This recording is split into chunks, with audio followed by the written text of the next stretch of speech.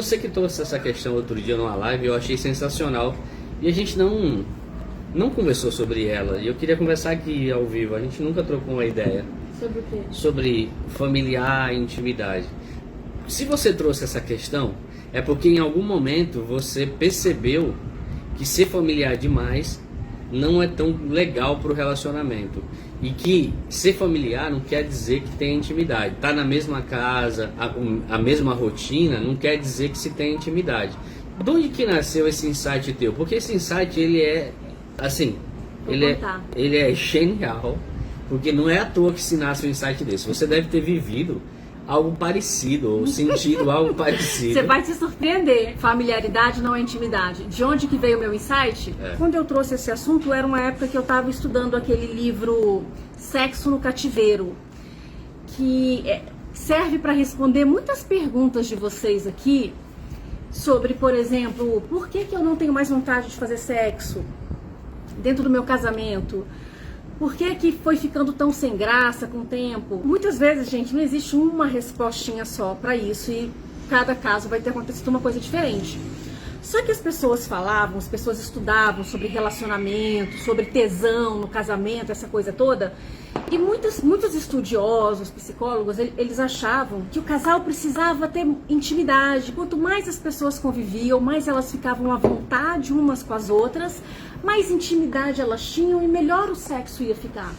Só que a realidade mostrava outra coisa, que quanto mais as pessoas conviviam, menos vontade de fazer sexo elas tinham. E aí eles começaram a dividir a familiaridade e a intimidade. Então vamos lá. Se eu tô com você há 15 anos, a gente toma café junto, eu acordo com o cabelo bagunçado, eu posso ficar vestir a sua cueca e ficar com camisão aqui em casa. Não escova os dentes. Não escova os dentes direito, às vezes eu gosto de depilar a perna, sempre fiz.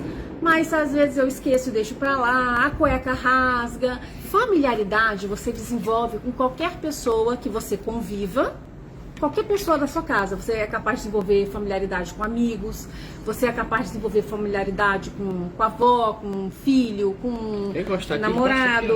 Você ficar de boa? Então, familiaridade é isso de estar todo dia junto e se sentir à vontade com a pessoa.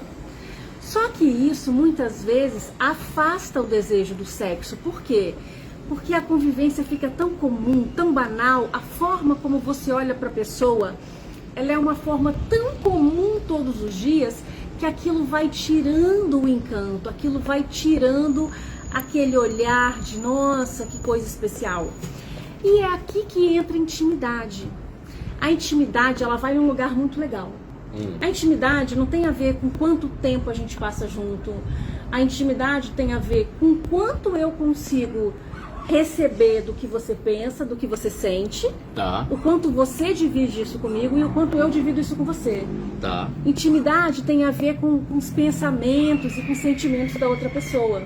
Então, se eu abro o que eu penso para você, se você recebe isso, se a gente conversa a respeito disso, a gente vai gerando intimidade, porque eu vou te conhecendo e eu vou ficando à vontade para ser quem eu sou. Cara, como é que eu estreito mais com você? Quando a gente treta um pouquinho, quando a gente avança um pouquinho na comunicação. Eu não sei se é isso, eu acho que é o seguinte: o primeiro passo para qualquer coisa boa é intimidade. Pro sexo bom, pra companhia boa, pro trabalho bom, pro ambiente de casa bom, o primeiro passo é realmente ter intimidade, porque você pode não ter a familiaridade ainda, mas quando alguma coisa acontece, você não tem um constrangimento tão grande, porque aquilo não é uma surpresa tão grande para outra pessoa. A pessoa te compreende mais quando ela é íntima de você. Você permitiu esse acesso. E isso é uma vulnerabilidade. Muita gente não quer ser íntimo, muita gente quer um relacionamento superficial. Por quê? Justamente porque não quer criar essa intimidade. Porque essa intimidade faz com que você fique vulnerável para outra pessoa. Exato. Agora, quando eu fico vulnerável para o Jal, acontece exatamente o que ele falou. Quando eu vou falando, contando as coisas para ele, e ele é capaz de receber isso, e de me devolver e de conversar a respeito, eu vou me sentindo mais segura e mais à vontade para falar e fazer mais. O duro, eu tava pensando aqui quando você falava, o duro é que quando não se tem essa intimidade, toda vez que você é vulnerável, você não é acolhida, começa a haver um distanciamento, porque você perde a confiança. E aí é onde mora o perigo. Se eu tô me abrindo para você e de repente você não me acolhe, eu te conto um desejo, eu te conto um sonho. Eu vou pegar um exemplo prático aqui da galera para você jogar pra mim. Se a moça que falou assim, olha, meu marido não deixa eu usar roupa curta. Vai que é você tá aqui com uma roupa curtíssima, assim, shortinho curto, mostrando a polpa da bunda. Então, vai que você chega pra mim numa conversa, no diálogo, que é a primeira coisa que a gente precisa ter pra aumentar a intimidade. E aí eu começo a falar, olha, não acho legal. Não faz sentido pra mim ver você com a roupa curta andando por aí na rua.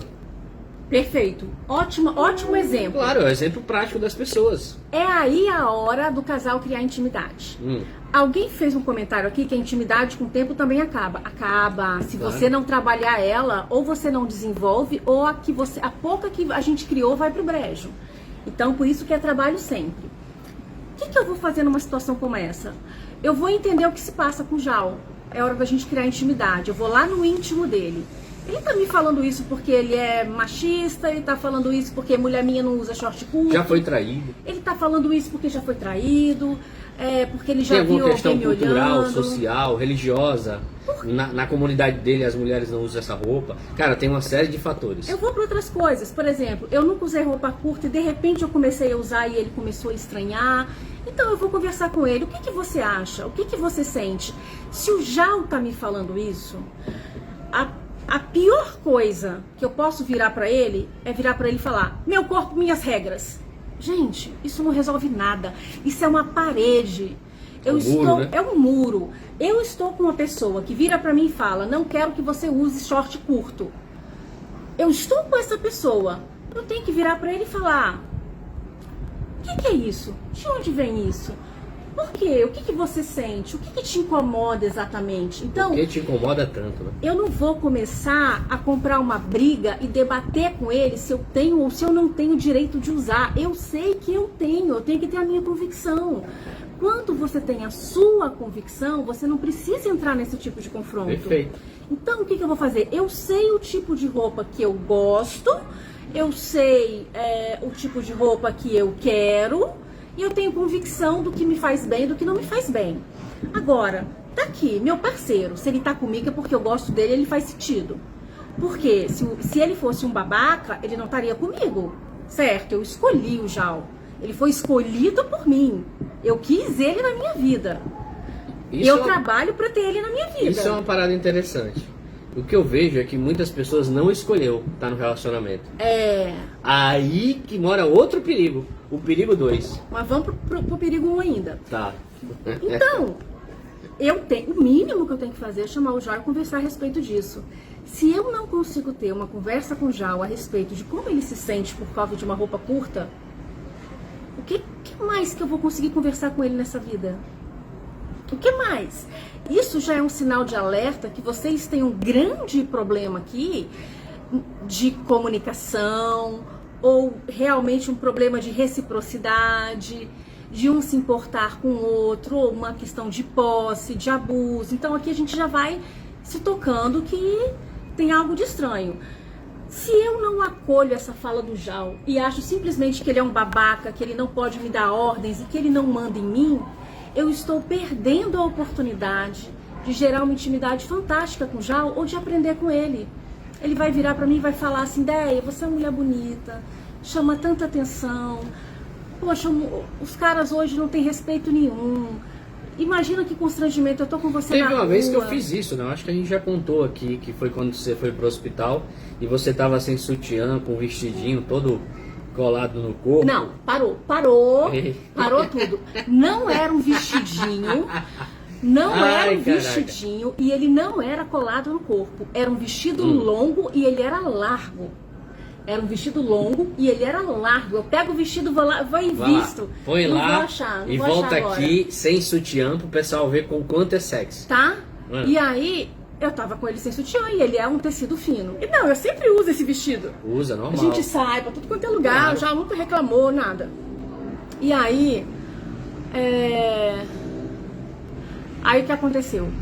Às vezes eu me perco aqui nos comentários. Aí eu cheguei lá e já ia pro hospital pra ver minha irmã. Aí ele virou pra mim e falou bem assim, amor, troca de roupa ou põe um sutiã ou não vai com esse vestido assim, porque você vai ficar lá, vai passar a noite, não é legal. Aí eu virei pra ele e falei assim, o que eu falei? Que te entendia, não é? Eu falei, amor, eu te entendo, mas eu não vou mudar a roupa não. Eu pego minha jaqueta e ponho a jaqueta por cima, não foi isso? Foi exatamente isso. Virei pra ele e falei, não vamos... Por quê? Porque naquela hora eu não tava com cabeça pra ir, pra mudar roupa, pra abrir Você mala, não tava nem vendo... achar roupa. Não tava nem vendo o desafio que era, né? Nada. Então eu só peguei, botei minha jaquetinha jeans, que já tava amarrada na minha cintura, e me mandei. Depois, com o tempo que eu já estava lá no hospital, eu entendi o que o Jal quis dizer. Assim, existe uma certa vulnerabilidade. Você está deitada ali de qualquer jeito na cadeira, aí chega um profissional, chega outro, se abaixa ali, né? Então, eu entendi o que o Jal quis dizer. Foi um cuidado, foi um carinho. Vai ficar exposta lá, né? Deitada e tal. Foi maravilhoso, perfeito. Eu amei que o Jal tenha feito isso. Eu sou cuidador, pô, né? Eu tenho que olhar pra minha mulher. Certo. Vai ter um monte de médico bonitão lá... Agora, eu tenho que acolher o Jal quando ele me vem com uma fala dessa, do short curto. Eu quero saber o que ele pensa a respeito. Mas eu nunca falei de short curto. Gente, o Jal não liga. Eu acho que se eu sair pelada aqui na rua... Não, se você visse com a lingerie amarela hoje aqui, ele não ia ligar. Eu não ia me importar. Olha, eu vou falar pra vocês. O Jal não liga a mínima. Na verdade, parece que quanto mais ousada a roupa que eu tô, mais ele gosta. Ele acha bonito. Então, ele não liga pra esse tipo de coisa. Ciúme de roupa, o Jal não tem. Ele demora muito pra me falar quando eu tô com uma roupa feia. Tinha uma calça preta que eu usava, demorou muito tempo pro Jal me falar que, assim, o dia que eu resolvi... Qual era a calça preta? Eu não sei, era uma calça preta, assim, mais curtinha. Aí um dia que a calça rasgou... É uma que ficava com fundilho aqui embaixo.